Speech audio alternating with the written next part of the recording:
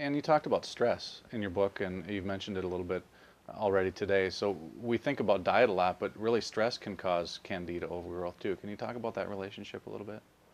Stress is the #1 body breaker. We seem to ignore that. We don't really understand what it means. And when we're getting into stress, we're talking adrenal hormones, which is adrenaline and cortisol, which then, inflames the body, also raises sugar. So it raises insulin levels. And that's the direct relationship is we all have stress. It's how we manage it. So with men, men like to keep it in, and they say everything's good. But I find for men particular, exercise is one of the best downloads. I think that's the thing they're most easy to do.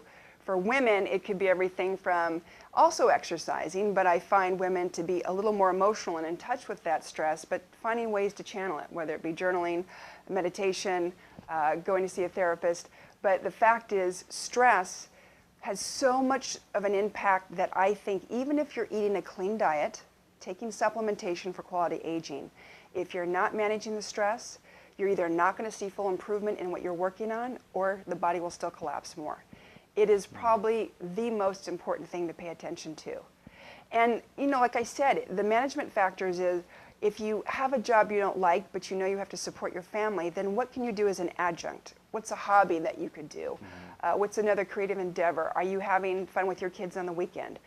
Anything you can do to download so the mind is not going a mile a minute and you feel as though it's this constant thread of anxiety that's pulsating with the thoughts and in your body, because really that's wreaking havoc in these adrenal hormones.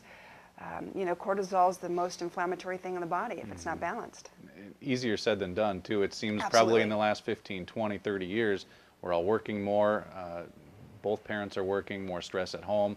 I mean, it just seems to be more than probably there was 15, 20, 30 years ago. Absolutely. And it saddens me because in my practice, I can say in the last several years, what's on people's symptom list when they're filling out the questionnaire is not just the depression or not just like a little fatigue, or maybe they have sinus issues or a rash, but almost everybody is also check marking anxiety and depression.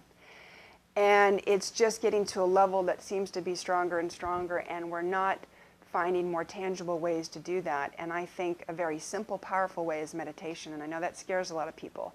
But I tell them if they can just do 5 minutes before they hop out of bed, sit up, say the word now silently over your crazy thoughts, almost like stock numbers on a ticker tape, and say the word now as a silent mantra. And if you can just get 30 seconds of a gap where you weren't thinking a thought, you will have a better day.